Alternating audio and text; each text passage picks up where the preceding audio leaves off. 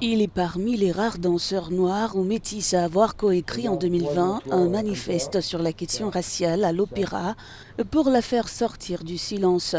Un peu plus de 2 ans après, le Français Guillaume Diop est consacré premier danseur noir étoile de l'Opéra de Paris. Je suis encore un peu sur un petit nuage, je réalise pas trop que ça s'est vraiment passé. J'ai un peu l'impression que c'était un rêve, mais je suis encore très ému et très heureux. À 23 ans, il a atteint le firmament après avoir sauté la case premier danseur, le grade précédant le titre d'étoile.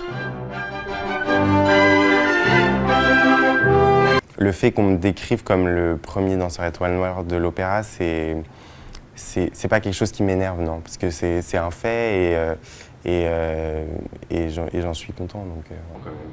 En moins de 2 ans, Guillaume Diop a dansé plusieurs grands rôles du répertoire, dont Le Lac des Cygnes ou La Bayadère. Il trouve injuste les commentaires attribuant sa nomination à de la discrimination positive. Moi, le truc qui me dérange, c'est quand on fait passer ça pour de la discrimination positive. Ça, c'est quelque chose auquel je trouve ça pas juste, en fait, finalement. Parce que j'ai été lancé dans des conditions qui ont été quand même hyper difficiles. À 21 ans, de reprendre un ballet de 3 actes avec une danseuse étoile en une semaine, c'est pas évident. Et puis j'avais des journées de malade, quoi. Je travaillais de 10h à 19h.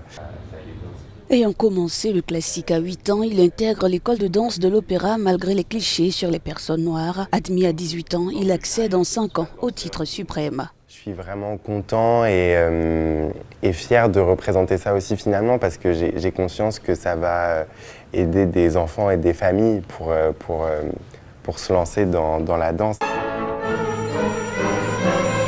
Guillaume Diop considère que cette distinction arrivée à son jeune âge lui permettra de pouvoir grandir dans ses rôles et travailler plus sereinement.